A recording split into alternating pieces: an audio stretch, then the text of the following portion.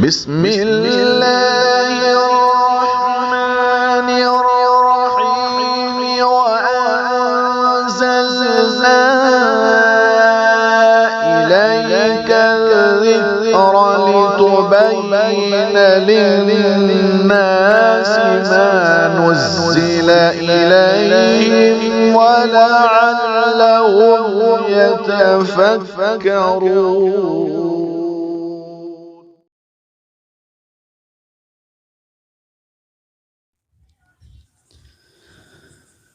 أعوذ بالله الرجيم.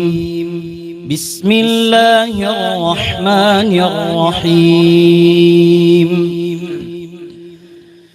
إن هذا القرآن يهدي للتي هي أقوم ويبشر المؤمنين الذين يعملون الصالحات أن لهم أجرا كبيرا. أن الذين لا يؤمنون بالآخرة أعتدنا لهم عذابا أليما. ويدعو الإنسان بالشر دعاءه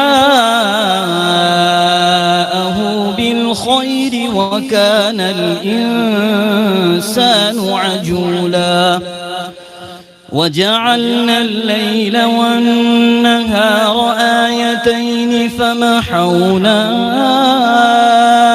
آية الليل وجعلنا آية النهار مبصرة لتبتغوا فضلا من ربكم ولتعلموا عدد السنين والحساب وكل شيء فصلناه تفصيلا. وكل إنسان ألزمناه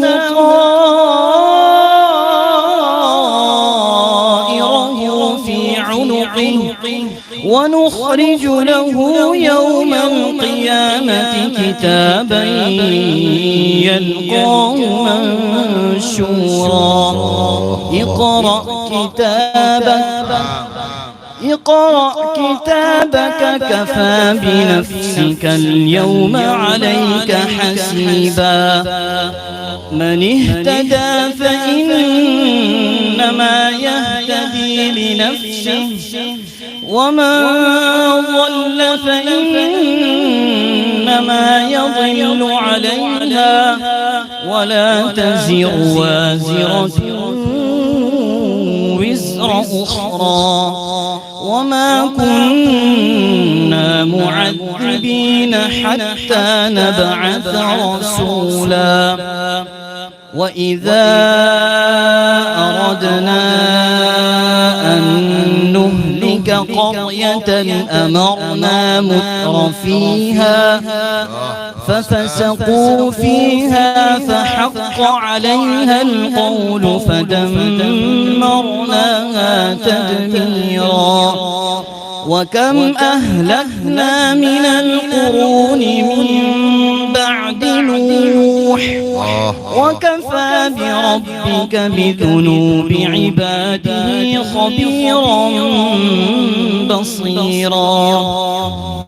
من كان يريد العاجلة عجلنا له فيها ما نشاء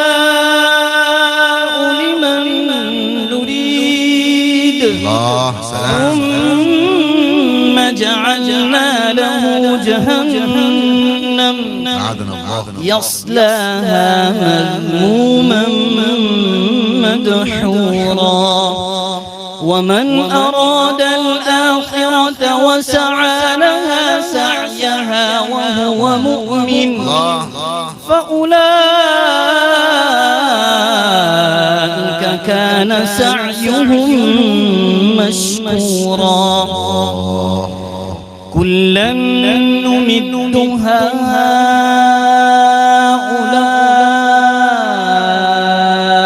وهؤلاء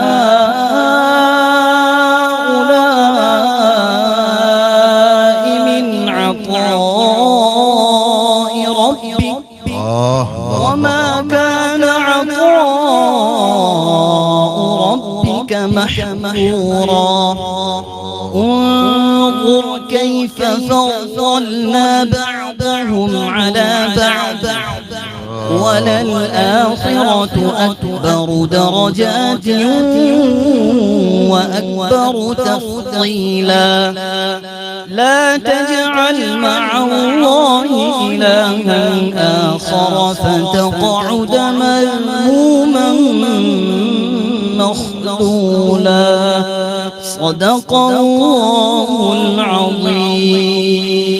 ما شاء الله، بارك الله، اللهم زيدك.